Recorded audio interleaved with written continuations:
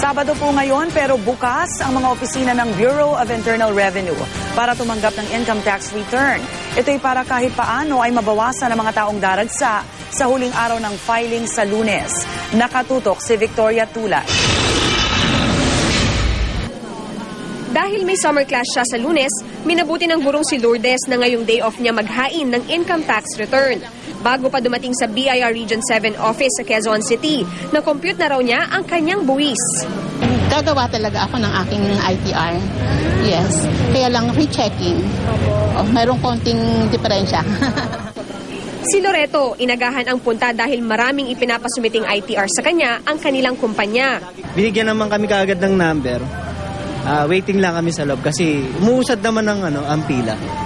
Sa Lunes, inaasahang mahigit 100,000 transaksyon ang idudulog dito pa lamang sa BIR Region 7 office. No out of district will be filed. If they happen to be registered in Manila, they have to file in Manila. Para mapadali ang proseso, maraming kawani ng ahensya ang itinalaga para tumulong sa computation. Sa Lunes, bukas na raw ang Region 7 office mula alas 6 ng umaga. Ang ibang district office, karaniwang magbubukas ng alas 8 ng umaga. Pwede mag-file ng ITR hanggang alas 5 ng hapon.